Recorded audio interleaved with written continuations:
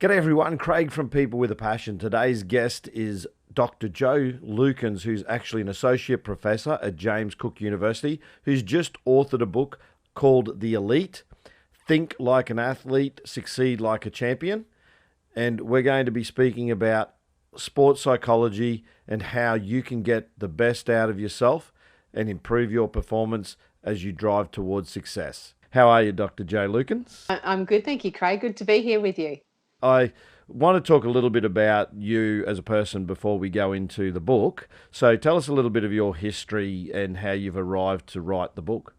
Okay, so my background is actually in psychology. So I worked as a psychologist for about 28 years, and even that story is a little bit different because I think it reflects what often happens for us in life. I went through school, and my original career aspirations was to be a police officer, is what I wanted to be. And when I went down to the academy, they said, "Well, you really should come in with a degree is a good route to come in."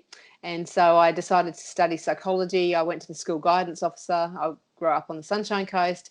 And after a misread of the QTAC book, he sent me to sunny Townsville rather than down to Brisbane, which is where I could have gone. And I actually think then the reason that I mention it is that is the reason that I ended up working in elite sport, which is interesting because you wouldn't necessarily put a regional centre as the reason for that. But what it meant for me was that I had opportunities that came along that I wouldn't have had in other centres, so that when the Cowboys started here in 1995, they didn't have a psychologist the first year, but in 1996, Graham Lowe decided he wanted one as part of the team. So I seized the opportunity, and I've been with the club ever since and worked with the Fire. And I don't think I would have got those opportunities in other places. So that's sort of how the path through psychology came along, teaching at the university, and then a couple of years ago, I was invited to give a keynote at a conference, and they asked me to sort of do something that was a little less sort of structured and traditionally academic. So I decided to talk about what have I learned from working with elite athletes, and it was a great reflection piece for me to be able to do professionally. And at the time, I thought, yeah, I think other people would find this quite interesting. And then a couple of years go by, and the opportunity came along last year for me. I worked out that the best way for me to write a book was that I needed a coach. So I went and got myself a book coach, and they put me on the pathway, and the book came out this year. Yeah, so that was a year-long journey for you? Yeah, yeah, pretty much. It was actually this time last year I signed up with the coach. I had the idea for a number of years, but I think it's probably one of those lessons that for any of us setting ourselves a goal, you kind of need a deadline, you need some accountability, and that process offered that for me. So that's what allowed me to kind of prioritise it, put it to the top of the list, and got it done. In your book, you refer to as a trade, I guess, psychology. There's what you refer to as negative psychology and then positive psychology. What does that actually mean? And do you want to describe why you branched off into the positive psychology? So traditionally what psychology has always done is tried to understand the human condition. So it's tried to get a handle on, the experiences that people might have in life, particularly the adversities. So if someone's going through depression or anxiety or any one of those conditions that's so commonly experienced by so many people, and tried to understand it, look at what are interventions, how can we help people? And that's been really important, and that work continues to be important. And then I guess what happened was there was a professor by the name of Donald Clift, and he asked the profession what would happen if we studied what's right with people. And psychology kind of had an aha moment at that point where we realised that we didn't really have an organised understanding about the positive side of life, so particularly in the world of sport, when we're looking at success and achievement and personal best and effort, and then when we go further afield and we look at things like kindness and happiness and gratitude and all these kinds of things, we really didn't have a science that was well based around that. So that's what the field of positive psychology then started to explore. And I guess that all came about when I was graduating from uni. So perfect timing for me, particularly wanting to work in the sports setting. My honours research was in sports psychology. My PhD was in sports psychology. So it was a natural place to sort of house myself. And that's where I've spent my career working within that discipline, and helping people to set their goals, achieve their goals, and deal with the setbacks along the way. Yeah, sure. So one of the references you also make in the book is to the concept of the mental game, and that athletes are honing their skills more or less physically. Do you want to refer to why, as a tool, psychology is important to athletes and individuals to improve their performance, where it can help, and also why this concept of a mental muscle that the brain and our habits and things can be formed over time to improve our performance? Yeah, absolutely. I think most people could probably think of times in their lives where the things that you engage in are influenced by the way that you think. That's essentially what we're looking at there. That the way, one of the catchphrases from positive psychology is that the way that you think matters. And I know that seems like it's stating the obvious. And what I find when I'm talking to people, whether it be in corporate settings or sports settings, is people not in agreement and then go, yes, but I don't know how to do that. So there's some challenges around that. So if you look at it from a sports perspective, and we've just been through the grand finals recently for many of the codes, most of those athletes would say that as they line up for those games, which is just another game, it's another 80 minutes, the rules haven't changed, nothing's changed, but the outcome's changed. And so therefore the experience of going through something like a grand final can as much be, I think, at that point in time in the season, as much a psychological competition as it is obviously a physical and a tactical one. So it's the athletes who can refine their physical skills, who know the tactics and so forth of their craft, but it's also those athletes that can get on top of the mental game that I think will probably then maximise their potential for success. You've done work with two professional teams that are in your part of the world, and obviously a number of athletes within those teams and external to those teams. How important is the concept of mental resilience and the ability to actually block out the negative to focus on an outcome? Crucially important is what I would suggest is the case, because whenever we encounter any situation, there's a range of ways we can think about it and conceptualize it. So you know and you mentioned before habits, and I'm so glad that you did, because what we tend to do is we think in habits. We've been doing it for a long period of time, and we can tend to go into a default position and maybe not necessarily pay as much attention to the decisions that we make. So say, for example, if something goes wrong in our sport, whatever it is, we drop the ball, or we miss something, or whatever it is that we do, it's not so much what happens to us. It's really about how we think about it that becomes important once it's done. Because as you've referred to, once it's done, it's done. You can't do too much about it, but it's what you do next that you can do something about it. So if you spend the next few moments reliving the mistake, thinking about it over and over again, replaying it over and over again in your heads. When I talk to my students about the importance of mental imagery, we shouldn't be surprised if we see ourselves making a mistake that we then go out and we make it. Hmm. So at that point in time where, say, we've dropped the ball, if that's, let's go literally with we've dropped the ball, whatever the sport might be, the best visual for us is to think about ourselves catching it. Yeah. And I know, it's interesting when you hear coaches and when you talk at athletes, talking about what it is that they need to do. One of the unhelpful things that you can say in sport in that example is don't drop it.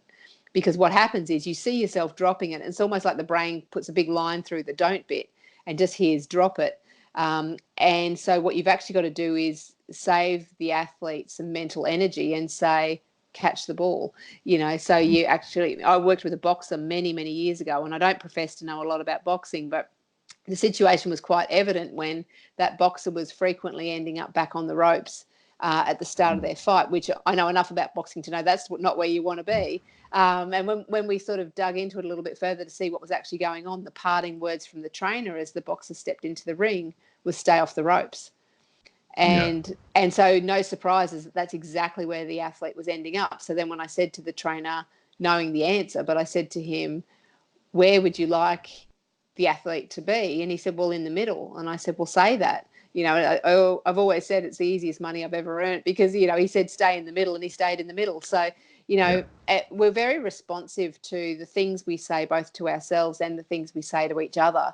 And I think that's something that we can apply in sport. We can apply that in life too. So, giving ourselves the positive, what we're going to do, is so much more helpful than saying what we want to avoid. Yeah. So you've touched on two tools there that if people could actually learn them, which is imagery was one, and the other one's positive self-talk. So those two things, trying to in our mind picture a positive outcome, and then also what we say to ourselves actually matters, which is coming back to the statement you made a moment ago that I think you've identified probably through my social media that I'm a basketball coach. So one of the athletes that I was working with myself was in a rut, and we were doing shooting individuals, and I said, "What are you saying to yourself when you miss?" And he says, "Come on, mate, you're better than this." And I said, "What do you say when you make it?" He says, "About bloody time." And I said, "Well, let's change those narratives to when I miss, just say next one, the next one's going in, and then change the narrative to when he makes it to say good shot, which is a reinforcement of what a good shot feels like."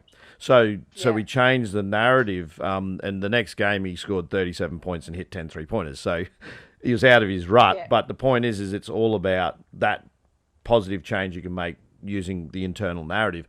So I understand the power of that, and that's a demonstration of obviously what you've described with the boxer as well.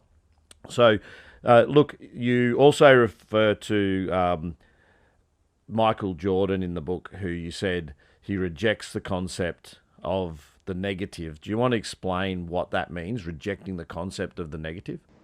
Well, I think what's important, and it follows on from what we've been talking about, it's that ability to reframe what's happening in front of us. That we either have successes or opportunities to learn is one way of conceptualizing exactly that kind of phrase. Because what the alternative is to say that we have successes and we have failures. But maybe rather than thinking of something as being a failure, maybe it was an opportunity to learn. And we're much more likely to embrace that concept and move forward with it. And the other thing that it does is it changes our emotional experience with it as well. That, your example of what you did with that particular player is a great example that, in addition to changing, as you said, the narrative, which is incredibly important because we tell ourselves stories all the time, and just because we think it doesn't mean that it's true. So you really worked on them with that story. And I imagine, without knowing the full circumstances of that athlete, but I imagine what it also did is it changed the emotional tone of what was going on, that to say good shot is motivating. It makes you feel good, and we know that athletes often respond positively in terms of performance when they have emotions that are making them feel good about themselves, and it's helping them in terms of, the way they conceptualize what's going on. Because ultimately, in the book, you refer to dopamine, and that when we achieve something, dopamine's released. It's a reward, and that's why many play sport. If you're changing a narrative and you're getting a dopamine hit every time, then you're probably it's probably a good experience, even if you are failing to an extent. No, and it's actually part of the success. It's sometimes, I don't think that you reach the full heights of your capacity unless you have failed along the way, because that's how you're actually refining what it is that you know and what it is that you do. So, it's rather than thinking of failure, let's go with that term because we all kind of know what it is. So rather than seeing failure for what it is that's a disappointment, gee, let's kick that to the curb and pretend that didn't happen. Let's embrace it as an opportunity to get that much better. And so it's actually not something to be avoided, but something to be embraced when it happens so we can build on it and then get better. Do you want to speak to the two mindsets and also to your conceptualization of moving the narrative from being a growth mindset to more of a performance mindset? Yeah, so with a fixed mindset, that's where it's exactly as it's described, where we have a very set view about how things are. So if we were thinking about it in terms of academic studies, if we all cast our minds back to our school days, or maybe some of us are still there, and you think about your performance and usually I find I can either give the example of maths or English, and it will resonate for someone where they go, "Oh no, I wasn't very good at maths." So the notion that you're not good at something might be an example of a fixed mindset. And what that means is that the way you think influences how you feel, which influences what you then do. So if you go with a narrative of, I'm not very good at maths, let's stick with that one for the moment, then it's unlikely you're going to enroll in a degree in mathematics at university. You know, it makes sense that you may not necessarily go down that path. And so what happens is when we have a fixed mindset, it tends to limit our potential. And it certainly does. And I know this even from my teaching days at uni. I teach in sports psychology, but I also used to teach in research design and statistics, which no one ever seems to want to talk to me about. But anyway, but it's interesting. It's interesting that when I used to teach statistics and I was teaching psychology students, so psychology students would come in, many without an expectation that we would even be touching a formula or an equation, and couldn't quite see the connection as to why we might. And so I would get students say, and this was back in the early days when computers were also a fairly new thing in the classroom, which kind of dates me a little bit, I guess. But they would say things like, "Oh no, computers don't like me. I don't, you know," and I would try to, you know, encourage these students to think about the fact that computers actually don't have emotions and they don't hate you at all. But what would happen is that you'd see those students hesitate. You'd see them pull back. You'd see them not, you know, they didn't want to touch the keyboard because they didn't want to break it, you know, that kind of notion. So when we have a fixed mindset, it really limits us. And it doesn't just limit us in terms of the things we think we're not good at. It also limits us in terms of the things that we know we're good at. So if I have a belief that I am a good athlete, and let's say I'm a track athlete, so I'm a good runner. So one of the things that happens if I have a fixed mindset around that as well, that I'm good and I'm capable and I always win, then that becomes limiting in itself, because what that does is it means performance actually becomes a very anxious place. And what you often see is there's been some good research with teenagers looking at those who are quite capable, and when you put them with a fixed mindset into a position where they have the opportunity to do something harder, where there's a higher risk of failing, they don't want to do it. So a fixed mindset can be unhelpful when you are both successful at something and when you know, where we more typically see it about the things that we don't think that we're so capable of doing. Within a growth or what I prefer to call a performance mindset, it's really about seeing that exactly what we're talking about before, that there are times that we won't achieve this success that we are striving for. And not only is that okay, but that's a necessary part of getting better. And so what a performance mindset says is, I'm not quite there yet. And I love that word yet. It's one that I often try to, I have teenage sons, so whenever they come at me with a, I'm not good at such and such, whatever it is, you know, I try and encourage them to add that word yet to the end of the sentence, because it offers the potential for growth, the potential for improvement. And particularly when we're looking at people in the field of high performance, we know that not every day is a sunny day. So there's going to be times when it's not going to go so well, and that we need to take that by both hands and really embrace it and see that as the opportunity to get to some of those end goals that we might have for ourselves. That whole concept of a growth mindset and a fixed mindset you referred to in the book of the use of the word can't. And I know with young athletes I've worked with, I add the word yet at the end if I have a child that says, I can't do that. I say, you can't do it yet. So that changes the whole perception of what's possible. But interestingly, you take it a step further and say we can't do things quite a bit to ourselves. Some things are realistic. We can't do them, like we can't fly. So I can't fly. So, and things like that. And you say there are some real can'ts in the world, but a lot of the barriers we put up for ourselves with the word can't, you said to change the word and try and ask a question like, I won't do that. What does that mean for you when you change it from can't to I won't, and what's the outcome from you not doing that? So do you want to speak to a little bit of this concept of how changing some of these words and putting them in a different context and then asking a question can actually help develop your growth mindset? Yeah, absolutely. Again, it taps into that notion of the importance of the way we choose to speak to ourselves. And even in the way I've just phrased that, notice the word that I used, the way we choose to speak to ourselves, like it's a choice. And it is a choice. It's just that often we don't pay attention to it, so we go on autopilot. And I'm always saying to people that we have so many habits in place, and habits are great because they save us from having to think. Because we make so many decisions every single day. So if you've got a sequence of things that you do as part of your morning breakfast routine, that's great. You can kind of go back into autopilot a little bit and make your Weet-Bix and do whatever it is that you're going to do. The challenge with it is, though, that, you know, habits are great because they save us from having to think, and habits can be terrible because they can save us from having to think. So we really have a lot to gain if we do pay a little bit of attention to those words that we say to ourselves. So the example you've given is such a great one.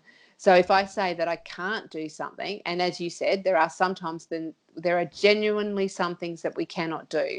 But I give the example sometimes of an athlete that once said to me, I don't go to the swimming trainings in the morning with the team because I can't get up that early. Now, and so at that point, and I knew the athlete well enough that I could push them a little bit on it. And I said, okay, well, that's interesting. I said, because have you got an alarm clock? And the athlete looked at me and said, well, yes. And then I said, and so you've got swimmers and goggles. And he goes, well, yes. And I said, so it's not that you can't go swimming early in the morning. What you're saying is that you won't. And what I always say to people is, it's about being honest with yourself and being able to differentiate the facts. The fact is we can't fly, from the stories, I can't get up early in the morning. Now, you might not like getting up early in the morning. That's true. But it's really, in the instance of that athlete, it wasn't that he couldn't get up. It was that he wouldn't get up. And what I always say is just ask yourself, is that a good choice? And for him, he said, well, I can swim in the afternoon, Joes. And I went, great. Swim in the afternoon works well if you prefer to swim I prefer to exercise in the morning, and I don't like doing it in the afternoon as much. So, I get that. But if that's his only opportunity to do that thing, then again, is it a good choice? But I do really encourage people to think about the phrasing that they use around all of their language. I was working with an organisation yesterday, and someone made the comment about, they said, I only work 3 days a week.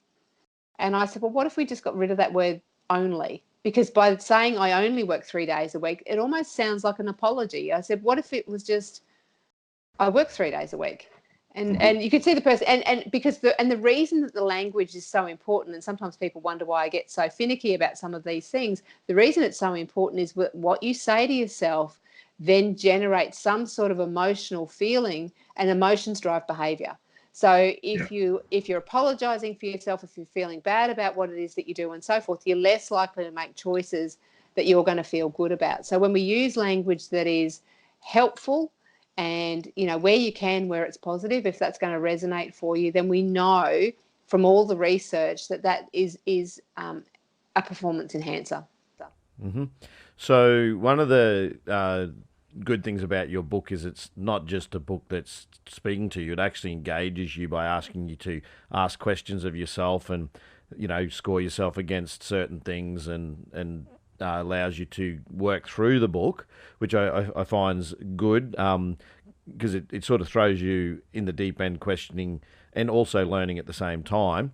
One of the things you talk about is the formation of habits. You touched on it earlier around how we do things habitually, and that there are traits that high performance individuals and successful people actually have.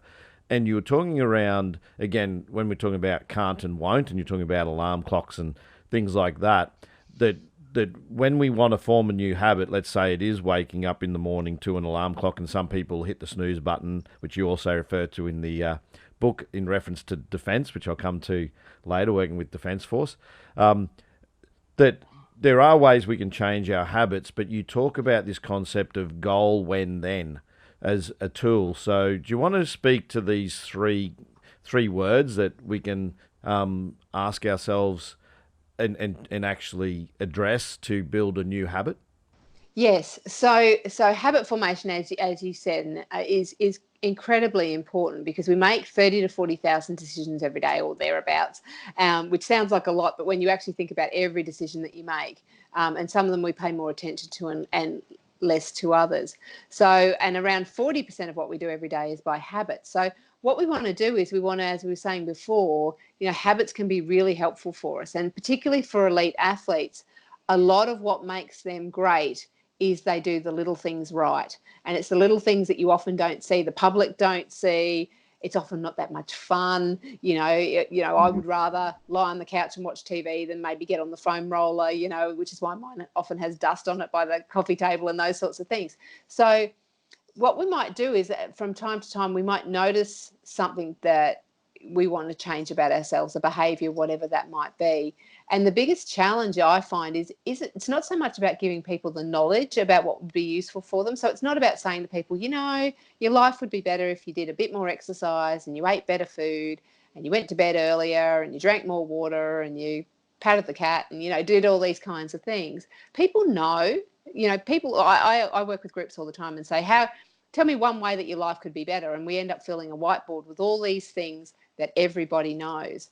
So the challenge is actually, how do you get people from a good intention to actually it becoming a behaviour? Because there's, you know, typically there's a reason why you're not doing whatever that thing is at the moment. And what people most often tell you is they either tell you it's because they don't have enough time or they're too lazy. That's usually what people will tell you. And it's not actually necessarily about either of those. It's just that you haven't quite worked out how to slot this thing into your day in a way that it just becomes as habitual as, and I use some very common examples: brushing your teeth, putting on your seatbelt, wearing a hat out in the sun, you know, those sorts of things that you do, that you putting sunglasses on when it's bright and shiny outside. You know, you typically don't have to put a lot of thought into those things because you've done them so many times. So what we find is that instead of loading ourselves up with, oh gosh, and now I need to, let's go with using the foam roller, because that's one that people often resonate with, rather than just going, okay, now that's an extra thing I have to add into my life, what we find is the easier you can make it for people, the more likely it is that it's going to happen. Again, another statement of the obvious. So why not take that new behaviour, whatever the new behaviour is, and let's go with the foam roller, and let's lock it in with something else that we do regularly. And because what happens is when you do that, it's kind of like you grease the wheels and you make it a lot easier for it to happen. So I gave the example of the foam roller in the lounge room. So let's just say your foam roller's in the lounge room. I don't know why they always seem to be in the lounge room, but they often are. And it might be that you go, okay, so the one thing I do every single day is at the end of the day, I sit down and watch an hour of TV, say. And let's say I watch a commercial channel. So you might say, well, the best way for me to tap these two things together is, and my wording here is important, when the commercials come on TV, then I'll get on the foam roller. So notice what I did there. I said when and then. And if you think about it, that's no different to what you do when you put your seatbelt on in your car. When I get in the car, then I put on the seatbelt. The last time you got into a car, you would have put a seatbelt on. And you gave it no thought at all because you didn't have to, because humans work in contingencies. When this happens, when there's a trigger, then this happens. So just by the mere nature of saying, when you watch the ads on TV, then you get on your foam roller, if it's a behaviour that you want to change, it will trigger that thought in the front of your mind. Now, does it guarantee you'll do the behaviour? No. But it does guarantee that you will more than likely think about it. So what we find is this when-then strategy tends to increase the likelihood of behaviour change by 2 to 3 times. So, you know, it's a winner in terms of, if the main reason you're not doing something is because it doesn't occur to you, then this is a strategy that you can use. So if I may, I'll just give you one more example, and it's a basketball one, so I think you'll like it. So I had a basketballer a professional basketballer that I worked with several years ago, and he said to me, Jo, my goal for this season is that I want to increase my shooting percentage, which, you know, would be a good goal for a professional basketballer to have at the start of the season. And I said to him, well, how are you thinking that you're going to go about working towards that goal? And he said, well, I've decided that what I'm going to do is, after practice each training session, I'm going to take an extra 100 shots before I leave. So that sounds like a great thing to do, you know. And he said, yeah, but the problem is I keep forgetting. Like, I get to the end of practice, and because I'm tired, I get my stuff and I go home and I forget. And so I didn't give him any of this background that I've just given you about contingencies and brushing your teeth and all these sorts of things. So what I said to him is, I said, tell me what it looks like for you after practice. And he said, and this is where it's important, because you need to work out what you're doing. So he said, we finish practice, I go to my locker, I grab my stuff, I get my keys out, and I go to my car and go home. And so what I needed to do was, I needed to find the thing that happens all the time after practice. So I said to him, okay, when your keys are in your hand, then ask yourself, have you taken your shots?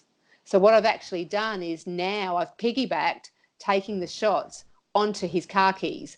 And so what it meant was, then it became front of mind. He was motivated to do it. And so then he went to shooting after practice, every practice, because the keys, initially it was the keys with the trigger, and then after a while it was like putting his seatbelt on. He didn't necessarily need the keys, and sometimes he would even just take the shots before he went back to his locker. What you're doing to create that habit is that link to a trigger that sort of triggers you into an action that otherwise you may not have. You say there's no guarantees of that action, but by actually saying, if this is the outcome I want, then when this occurs, then I need to do this. And the then is the change of behavior, which is then habit forming. Absolutely. And what's really important with this strategy is the language you use around it. That, we've kept saying when then. Use that language and even say it out loud to yourself, maybe in a quiet room, but, say it out loud to yourself. And the reason that that's important is because some of the research in some of the cognitive activity and some of the neural activity that happens is because we work in contingencies. What will happen is if you use a when then, let's say you want to ring your sister more often on, and you think a Sunday is a good time to do it. When it's Sunday at 4:00, then I'll ring my sister. What will happen is at Sunday 4:00, your brain will start kind of almost tapping you on the shoulder, if you like, going, you were going to do something, and that's where this research originally came from, was some research which is talked about in the book about that happened with students at Christmas time about writing essays, which, it's probably just as easy that people read about that in the book. But what we know is that if you link the new behavior to something that is happening regularly all the time, then, you increase the likelihood of that behavior change, provided you make the connection of that link. Now, you also refer to the pushing of boundaries, and that successful people tend to push boundaries and have a creative way of thinking about things. Do you want to speak a little bit about that? Now, I don't want to go through your whole book because I haven't read the whole book, but I don't want to give it away. I want people to actually buy it. And there are 10 tips that you highlight, 12 chapters, but 10 tips. So I'm throwing some of these out there that you have mentioned in the book. So we'll come back to the creative, but creative thinking and the concept of pushing your own limits or boundaries, and understanding that for you to create change that you need to be doing those things. So with the pushing of boundaries, and I'm thinking that's the chapter Embrace the Suck, that possibly that's coming from.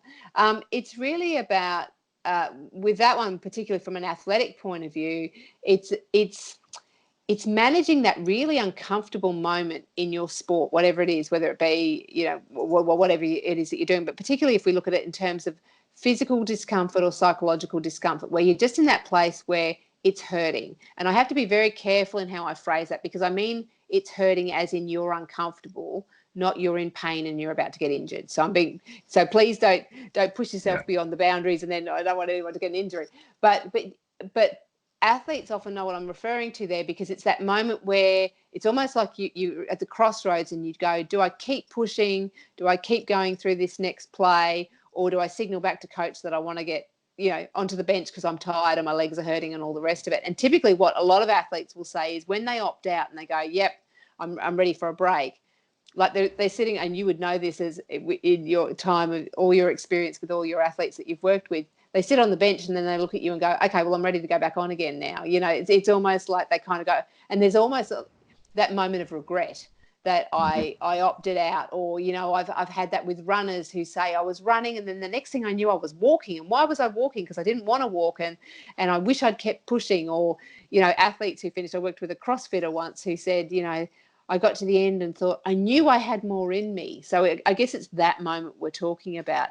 And so it's really about, and a lot of it is about psychological strategies, because what we do know is that the human body is often capable of far more than we allow it to. So it's almost like our mind gives up before our body does, that we tell ourselves we're fatigued, we tell ourselves that we're tired, we tell ourselves that we've had enough, and all of that kind of language, and particularly our language around how hard we're working.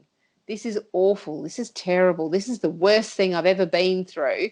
If it's that kind of self-talk, it actually increases your fatigue and reduces your motivation, and then you are more likely to back it off or stop or ask for a sub, or whatever it is that you might do.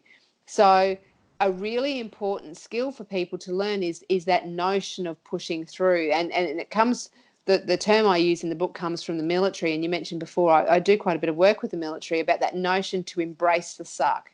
because I guess in sport, particularly when you get to the pointy end and the higher end of it, is the whole reason it's elite is because it's tough, and so whenever we're pushing ourselves in any physical pursuit, if you hit the point where it gets tough, that notion that, well, wasn't this kind of the point? Isn't this, if I often say that to myself, because I'm more a weekend warrior. I'm certainly not an elite athlete, but as a weekend warrior, if I'm getting up at silly o'clock to train, then I'm not getting up to walk and have a lovely time of it. I can do that at 7, but if I'm going to get up at 4, then you would expect me to push myself. And when I hit that point of discomfort, I remind myself that's why I got up. And that's why I keep pushing through. And so that's how you kind of use that mental strategy to help move you through it, because it's very easy otherwise to then come away from the situation with regret. What I like about that as a concept, and I'd done some videos with a particular sport that had a competition on it at a particular point in time, and people had been watching it. Anyway, a friend of mine watched it who doesn't do the sport, and he came back to me and said, "Jo, that video was really helpful." And I knew the I knew the person didn't have that athletic background. And I said, "Oh, tell me how you're using that." And he said, "I'm using it for reading." He said, "I really struggle with reading. I know it's a good thing to do. I know I'll get a lot from it, but I sit down, I feel tired. I don't feel like reading anymore. And then I'm annoyed with myself the next day because I didn't read." So he said, "I'm using that strategy for reading." And I think that's probably what I tried to do with the book as much as anything, is it certainly can be read by the athlete who wants to perform better. And there's plenty of athletes, I'm fortunate that plenty of athletes have read it from that perspective. But there's lots of other people reading it who just want to go, well, there's something about elite sport that they are working towards success, or working towards bettering themselves, or working towards being the best version of who they can be. And what can I draw out of those areas? What are those elements that can help me to do that? And that notion of pushing through, because the reality is, if successful athletes only did things when they felt like it, they wouldn't be successful athletes. So it's not so much how well you train or how well you work on the days you feel like it.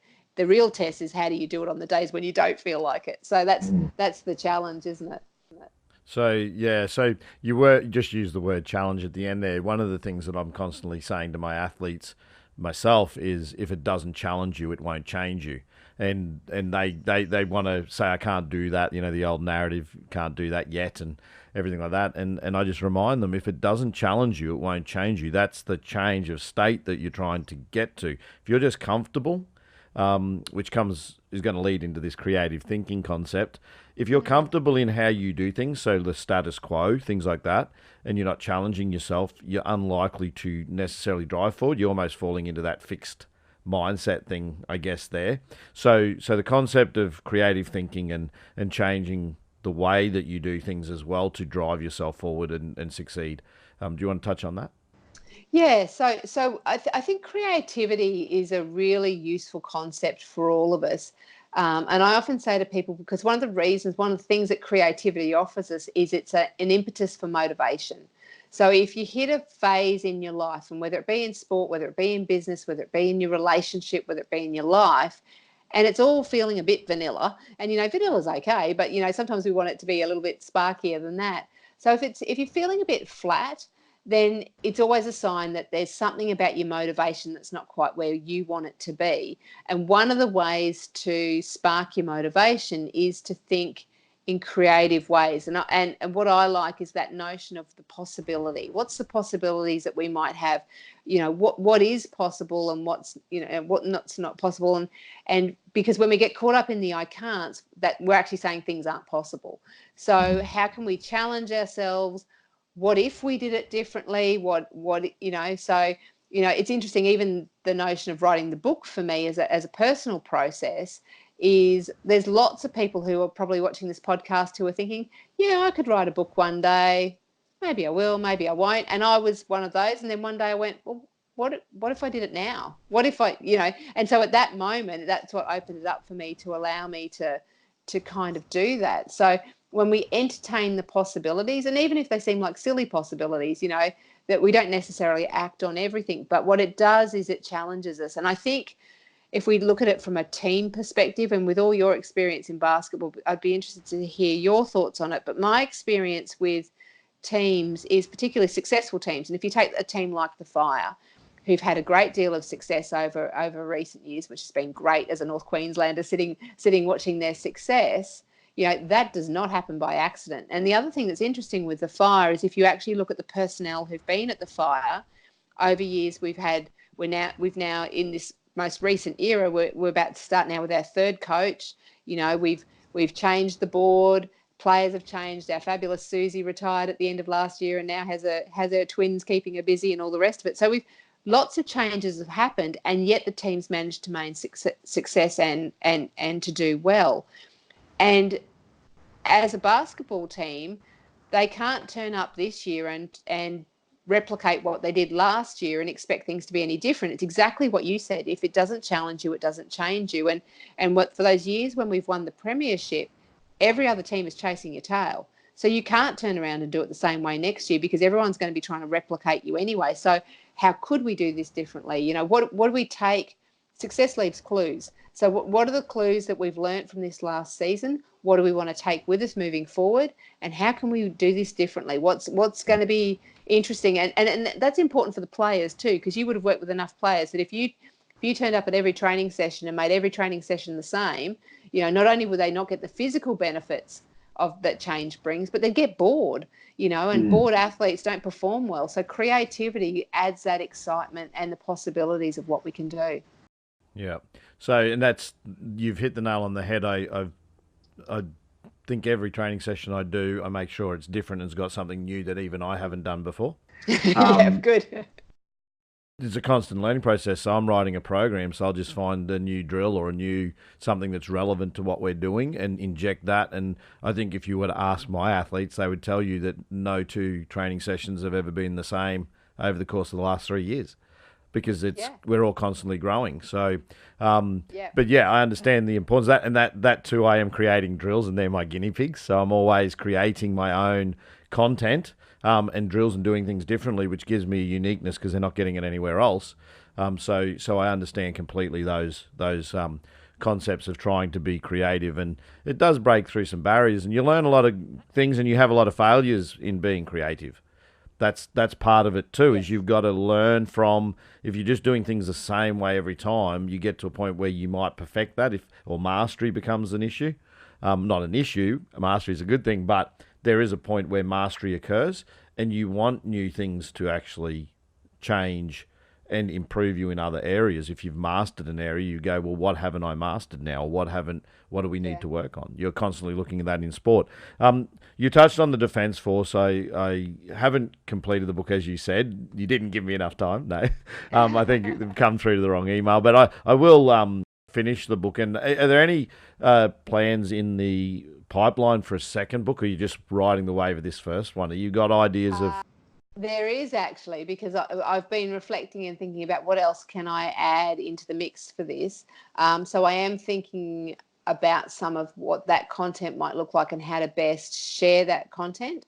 And the other things that I'm doing is, because as the book, as you know, is available by ebook, but I've also got the audio book coming out at Christmas time. That'll be the next challenge for me, is to lock myself into a studio to record it, because apparently I'm supposed to record it myself anyway. I was hoping I could outsource that, but it seems not. Apparently that's not the way that it's typically done.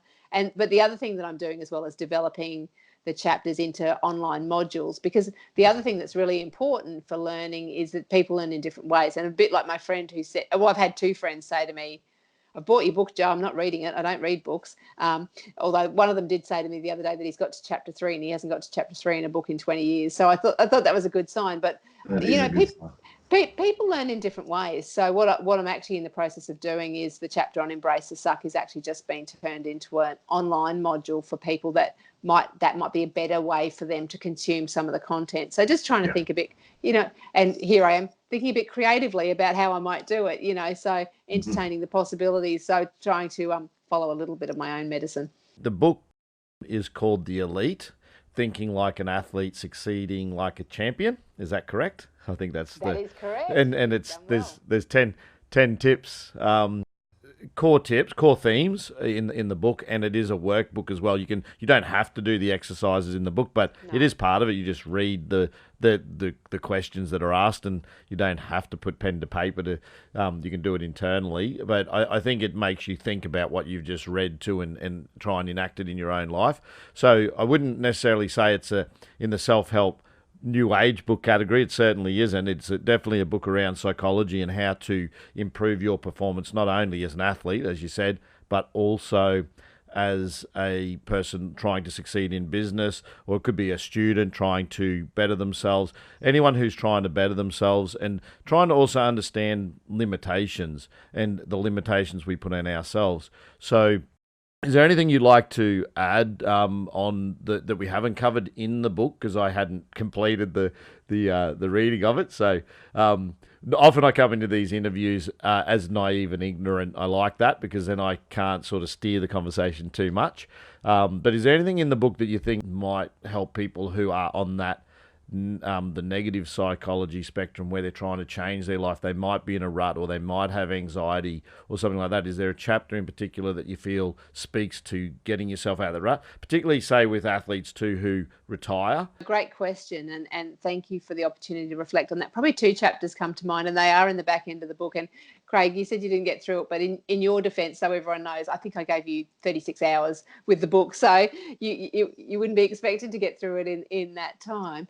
But two of the chapters, like you said, when you go through a change, and whether it be an athlete coming to the end of their career, I work a lot in the defence space where soldiers are transitioning out of defence and then into civilian life and so forth, after serving their country and looking after us for all of these years. When you go through any sort of change, that's challenging. And so it's not, it's not unusual for us, particularly if it's a change that's imposed upon us. So say an injured athlete, that maybe has their career end, but also too the athletes who get to the end of what's been a fantastic ride and then it all changes, So there's a chapter in the book called In Your Corner, which is really about reinforcing the importance of people in our lives and particularly at times when we're struggling, and whether that be turning to our friends, turning to our families, or even seeking professional support. So there's a chapter there that looks about who's in your corner, and particularly about I talk about the type of support that you can gain from different people, and also understanding your own needs in terms of what do you need from those who are around you, and not assuming that our friends and our family are mind readers and can work that out for us. That maybe part of our responsibility in the journey is to think about, communicating what we need, and communication is such a key part of that. But also thinking about our role in the corners of others. How do we look after the people around us? Because when you look at the happiness literature, what we know is there's two key predictors of happiness. One of them is looking after others and caring for others. And then the second thing is actually the other chapter that I was going to mention on the basis of your question, which is called the gratitude attitude. And we know that gratitude is a key predictor in happiness for people. That, we certainly stuff, and I'm sure of all the basketball, I have my youngest son plays basketball, and he would not say no to a new pair of boots if I offered them to him this afternoon, which I'm not going to do. And he would love them, and he would think they're great today, and he's a very appreciative person. And then probably after a week or two, they would just be another pair of shoes in the cupboard. So what we know is that the things that we buy give us a relatively short shelf life in terms of happiness. But when we are grateful for our lives, when we're grateful for our opportunities, when we're grateful that we get the opportunity to play in sport, go to work, all those sorts of things. I talk about the difference between the phrasing of I get to versus I have to. I have to go for a run this afternoon. Well, lucky you, because think of all the people who are not able to do that. I have to pick my kids up from school this afternoon. Well, think about all the parents who are at work who wish desperately they could do that. It's not that. It's I get to pick my kids up from school. I get to go out and do some physical activity. I get to go to work. Even I get to pay taxes. Think of all the people who don't have an income. So, we can be more grateful. Now, the interesting thing, and I'll just say this point quickly, but I think it's a new one, particularly for those who are looking to enhance themselves, particularly at the pointy end, because I don't think we've seen as much research on this as we're going to. There's substantive research about the psychological well-being that we get from being grateful. So when we're grateful, we feel happier within ourselves. It helps moderate mild to moderate depression. It's an intervention. Gratitude is a great way of being. It's a great mindset. What we're also now starting to see, though, is the performance enhancing effects of gratitude. So that what it means is, and I was talking to a running coach about this just recently, and he tested it out. When you can stand on the start line and be grateful for the opportunity to race, what it actually does is it relaxes your body, and actually the linkages there are still being explored, but what it's thinking it's doing, that actually enhances performance. So it's not just a feel-good factor, it's a performance enhancement. That when we are grateful, when we, and one of the teams I worked with, they set up their pillars for the season. What are the things we're going to base our season around? What are we going to be known for? And without me influencing it, they chose gratitude. And so what that meant, and I said to them, well, what does that look like? So if I'm here watching you all train and play and all the rest of it, how do I know you're being grateful? And they said, well, it's overt things like going up to the ground staff and saying, thanks for preparing our field. It's going up to our spectators at the end of the game, regardless of the outcome, and saying, thank you for coming out and watching us and supporting us and wearing our jersey. And it's thanking the people that run the water, and it's being thankful to the coaches that coach us. I don't think athletes say thank you to their coaches enough. It's all those sorts and being grateful to your family that support you to allow you to do what you do. So you can look at that through the sports lens, the business lens, whatever lens that it is. But I think that gratitude is one of those things that we underestimate, and sometimes we just pass it off as, oh yeah, it's just that feel-good thing. It is the feel-good thing, but it also makes us better at what we do. So I think that's the other thing that's really interesting for people to explore. That was a long answer, wasn't it? No, that's a good answer. It was going to drive me forward. So really, as you're speaking, I'm listening to what you're saying, and you talk about growth mindset, fixed mindset. You're talking about gratitude, attitude. To me, gratitude's almost a shift in mindset within itself, because we are grateful for a lot, but what we tend not to do is action that, like by thanking people for what we actually are grateful for. So we're not pondering, like we are grateful for a lot. If we stop and think about, and that's what we're saying, is action it. Instead of like internally we just accept everything as norm, but for some people that isn't their norm. And everyone has a different norm, but the truth is we all have things that we can be grateful for, and taking pause to actually not only say it internally and say, I'm really grateful for that, but acknowledging it. It's the actioning of it that gives you the response that is obviously a chemical response, which gives you a different outcome, which is what you're saying is performance enhancing. Yeah, that's right. And it's a no-brainer really, because what it is, as you said, if I'm aware of the things that I'm grateful for, and then I express to you and say, Craig, thank you for the interview today. I really appreciated the opportunity. You get the little buzz from me thanking you and acknowledging you. I feel good for having done it. So, we both win with that, and it's sincere. And I mean, that's the other thing, is it needs to be sincere. But the other thing with gratitude, and what we're seeing in the new research now, is the importance of savouring the moments as well. So when you stand on that start line, or you put the singlet on and you're just about to run out for the first time playing for the little rep team that you're playing for, or your own team, or you're on the bench, or you're not on the bench, or whatever it is that you're doing, if you have that moment where you go, this is pretty cool, then that's there's much to be gained from that as well. And it's that gratitude. And the other thing that does is it reduces your anxiety. So, that's being in the now. That's the concept. Absolutely. Of not focusing on what was happening 5 minutes and what could happen 5 minutes from now or whatever. It's literally just saying, this is where I'm at right now, and accepting and just going, this is pretty cool. And it, like you say, I think in the book you refer to the Kathy Freeman's one of the people you refer to, but runners on a starting block and things like that, and what was going through her mind at the time that she was in front of the world, and what her mental focus was at the time and how she perceived it. And I think a little bit that's touched on there too, is that she was in the moment. I think it was clear she was in the moment when she, hit the starting block there. Yeah, absolutely. And that ability to recognize that as humans we're time travelers. Our bodies aren't, but our minds are. We can go back to this morning, we can go to this afternoon, and we can be in the moment.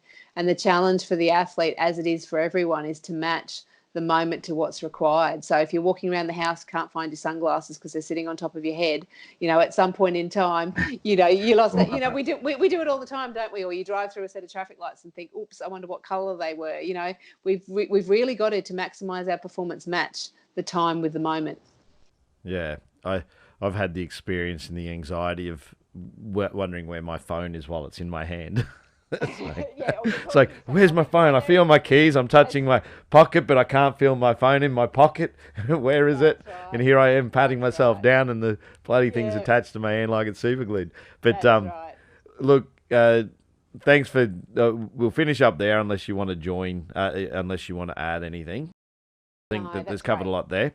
So I'll put the links to your book in the description below, where they can source the book, and to also where you have social medias and things where people can go and find out more about you.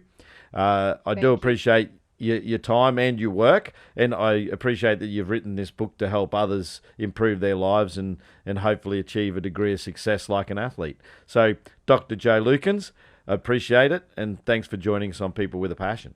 Thank you, Craig. Thank you for having me, and I'll pass on to you as well. We'll put into the comments. I can put a little discount code in there so people can forget about the shipping. So we'll put that in for your listeners as well as a token of appreciation to them. So thank you for having me on today. Thank you. Thanks for taking time to watch this video. If you enjoyed what you saw, please give it a thumbs up. If you haven't yet subscribed, make sure you smash that subscribe button and also hit the bell button to get notified when new interviews are uploaded. Once again, thanks for joining us, and hopefully we'll see you again sometime. Catch you later.